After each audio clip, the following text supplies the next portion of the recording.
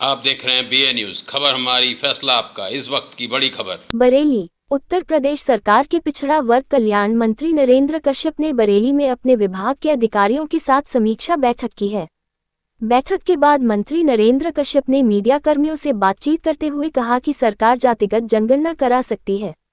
हमारी सरकार ने इसका विरोध नहीं किया, लेकिन विपक्षियों को भी आईना दिखाना चाहिए।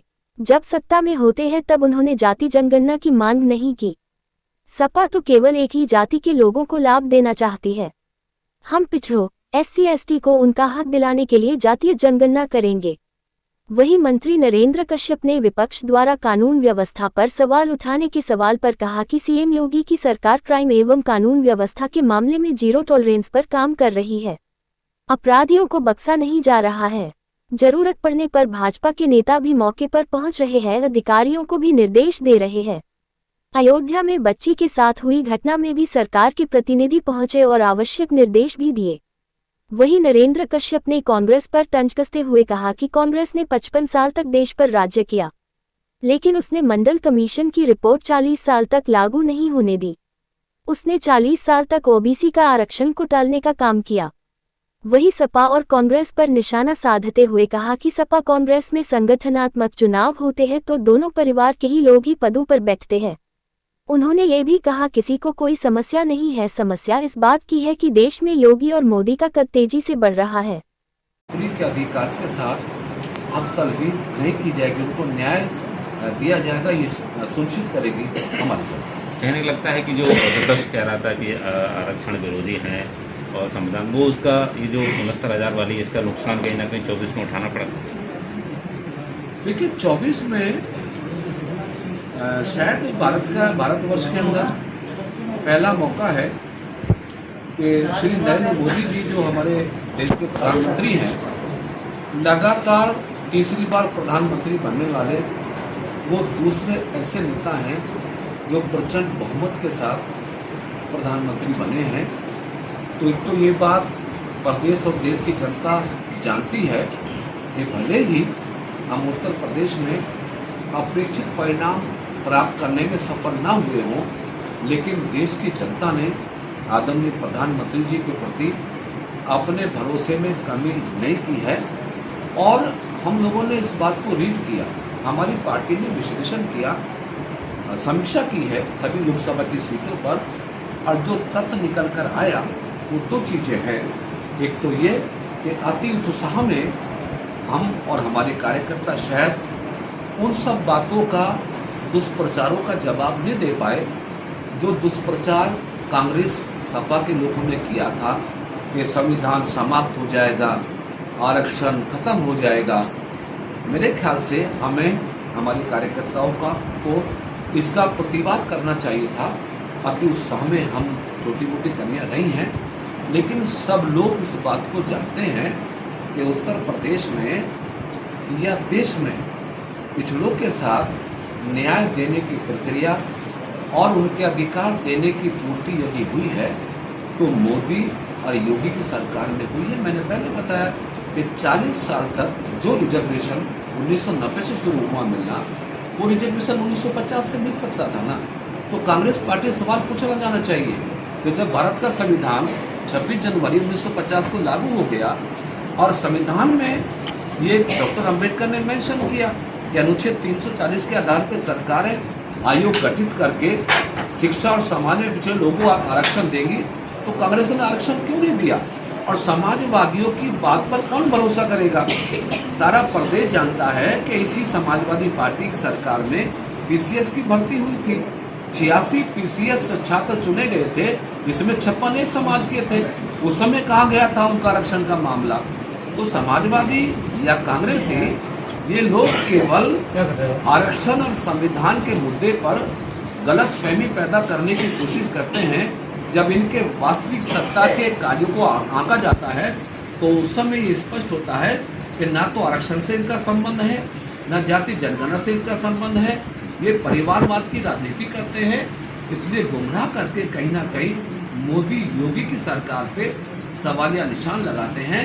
लेकिन देश प्रदेश की जनता बहुत होशियार है। जब देश की जनता ने तीसरी बार प्रचंड बहुमत के साथ प्रधानमंत्री के रूप में नरेंद्र मोदी जी को चुन लिया है, तो उत्तर प्रदेश की जनता का आशीर्वाद 2027 में भी भारतीय जनता पार्टी को मिलेगा। हम तीसरी बार भी प्रदेश में सत्ता बनाने में कामयाब होंगे। ठीक, थैंक यू। विपक्ष के आरोप निराधार हैं।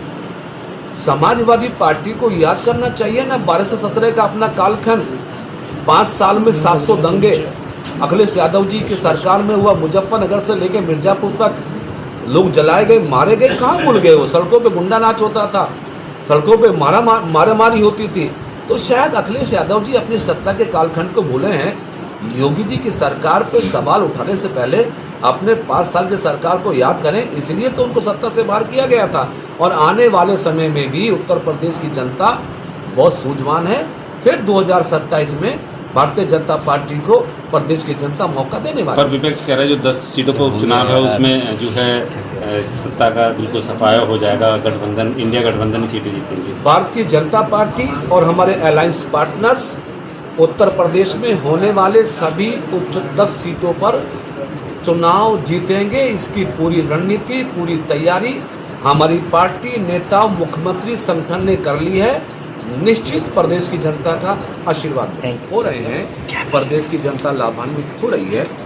जहां तक जाति जनगणना का विषय आपने पूछा है, तो सारा देश इस बात को जानता है कि माननीय प्रधानमंत्री श्री नरेंद्र मोदी जी के नेतृत्व वाली सरकार में अनुसूचित जाति, अनुसूचित जनजाति अथवा ओबीसी समाज के लोगों को देश की मुख्य धारा से जुड़ने का मौका इसलिए मिला है कि ओबीसी कमीशन को संवैधानिक दर्जा प्रधानमंत्री मोदी जी के नेतृत्व में मिला। नीट की परीक्षा और केंद्रीय विद्यालय, सैनिक विद्यालयों में भी 27% रिजर्वेशन मोदी जी ने लागू किया। अपनी कैबिनेट में 27 ओबीसी सांसदों को मंत्री बना के सत्ता में हिस्सेदारी देने का काम प्रधानमंत्री जी ने किया। और उत्तर प्रदेश में भी माननीय मुख्यमंत्री योगी जी के नेतृत्व वाली सरकार में दलित, पिछड़े और आदिवासियों के संवैधानिक अधिकारों को दिलाने में सरकार ने बहुत बड़ी पहल की है। फिर भी मैं समझता हूँ, चूँकि आपने जाति जनगणना की बात कही है, तो हमारी सरकार संवेदनशील है और देश की जनता को भरोसा करना चाहिए कि जब प्रधानमंत्री जी जम्मू कश्मीर से अनुच्छेद 370 और 35(a) को हटाकर देश की एकता, अखंडता को मजबूत करने में पीछे नहीं हटते, तो समय आने पर जाति जनगणना कराने में भी हमारी सरकार पीछे नहीं रहेगी। उचित समय पर केंद्र की सरकार इस संदर्भ में अपना फैसला अवश्य लेगी। अखिलेश यादव लगातार जाति गणना की बात कर रहे हैं, राहुल गांधी भी कर रहे हैं। राहुल गांधी जी और अखिलेश यादव जी की पार्टी और कार्यों के बारे में प्रदेश और देश जानता है कि ये ऐसी पार्टियां हैं जो समाजवाद के नाम पर, रोटी, कपड़ा और मकान के नाम पर देश और प्रदेश की जनता का समर्थन तो प्राप्त करते हैं, लेकिन जब सत्ता में हिस्सेदारी की बात आती है या नौकरियों में हिस्सेदारी की बात आती है, तो ये केवल अपने परिवार की परिधि में ही फैसला लेते हैं। आप लोगों ने देखा होगा कि समाजवादी पार्टी की सरकार में 86 पीसीएस की भर्ती हुई थी, 56 लोग एक ही समाज के थे। तो उस समय ना पीडीए कहीं दिखता है उनको, ना आरक्षण उनको दिखता है। कांग्रेस पार्टी के लोगों ने 55 साल से ज़्यादा देश में राज किया है। क्यों नहीं उन्होंने मंडल कमीशन की रिपोर्ट को लागू होने दिया? क्यों नहीं काका कालेलकर की रिपोर्ट को लागू होने दिया? क्यों नहीं उन्होंने संवैधानिक दर्जा दिया? 50 साल कांग्रेस ने राज किया और 40 साल तक ओबीसी समाज के रिजर्वेशन को डिले करने का काम कांग्रेस पार्टी के लोगों ने किया। हम तो धन्यवाद करते हैं मोदी जी का कि जिन्होंने पिछड़ों के भाव को समझा और देश में आरक्षण की व्यवस्था को बेहतर किया। फिर भी जाति जनगणना के बारे में हमारी सरकार चिंता करेगी, सही समय पर इस पर फैसला लेगी। जब पीसीएस के चुनाव होते हैं कि समाज के लोग, अभी भी ये बात आ रही है कि जो चुनाव होंगे उसमें ऐसी उम्मीद है कि जितनी 10 सीटें हैं उसमें परिवार के लोग भी चुनाव लड़ेंगे। निश्चित सब लोग देख ही रहे हैं कि समाजवादी पार्टी ने भी पार्लियामेंट का चुनाव हुआ, उनके परिवार के चाचा भतीज सब मिला के 5 MP हो गए, तो वहाँ का रिजर्वेशन की बात चली जाती है। समाजवादी पार्टी में संगठनात्मक चुनाव होते हैं, एक ही परिवार का व्यक्ति पूरी पार्टी को चलाता है। कांग्रेस पार्टी में चुनाव होता है, एक ही परिवार चलाता है। तो ये अपनी पार्टी में, अपने ट्रस्टों में, अपने संगठन में रिजर्वेशन की बात नहीं सोचते, पिछड़ों को अधिकार देने की बात नहीं सोचते, केवल देश प्रदेश में गलतफहमी पैदा करने के लिए ये जाति जनगणना की बात करते हैं। वास्तविकता ये है कि मोदी योगी का बढ़ती हुई प्रतिष्ठा, बढ़ता हुआ उनका जो स्वरूप है, उससे ये लोग भयभीत चिंतित हैं। और मैं फिर भी हम कहते हैं कि हमारी सरकार सबका साथ और सबके विकास की अवधारणा पर चल रही है। सही समय पर हमारी सरकार हर कदम उठा के देश के हर व्यक्ति को उसका अधिकार देने में आगे बढ़ेगी। विपक्ष का आरोप है कि मुख्यमंत्री योगी आदित्यनाथ बंगाल की घटना पे थोड़े बयान दे रहे हैं, लेकिन उत्तर प्रदेश में जिस तरह से रेप के मामले आ रहे हैं उस पर कुछ नहीं बोल रहे। नहीं, योगी जी ने उत्तर प्रदेश में जो भी आपराधिक घटना हुई है, हर उस घटना पे मजबूती के साथ कार्रवाई की है। अयोध्या की घटना का क्योंकि मैं उस टीम में गया था, जो 3 सदस्यीय टीम बनी थी अयोध्या की घटना में निरीक्षण करने के लिए। हमने जो रिकमेंडेशंस की, अयोध्या की घटना में सभी मुलजिम गिरफ्तार हुए, उनकी संपत्ति को बिशुमार किया गया, और जितने भी अपराधी जो संगीन अपराधों में उत्तर प्रदेश में रहे हैं, योगी जी ने किसी भी अपराधी के खिलाफ कार्रवाई करने में कोई कोताही नहीं बरती है। लेकिन बंगाल में ऐसा नहीं हुआ। बंगाल में एक डॉक्टर बेटी के साथ दुराचार होता है, हत्या होती है, और बंगाल की सरकार उनको बचाती है, उनके सबूत को बिशुमार करती है। उसी आधार पे तो योगी जी ने कहा था कि बटेंगे तो कटेंगे। उन्होंने कहा देश को, प्रदेश को हमें इकट्ठा होके अपराधियों का मुकाबला करना होगा। तो पश्चिमी बंगाल की घटना बहुत दर्दनाक है, चूंकि सरकार के संरक्षण में वो अपराधी रहे हैं। उत्तर प्रदेश की सत्ता के बारे में, मुख्यमंत्री जी के फैसलों के बारे में सारी दुनिया जानती है कि करप्शन और क्राइम पर मुख्यमंत्री जी जीरो टॉलरेंस की पॉलिसी पर काम कर रहे हैं। सर, जो विपक्ष का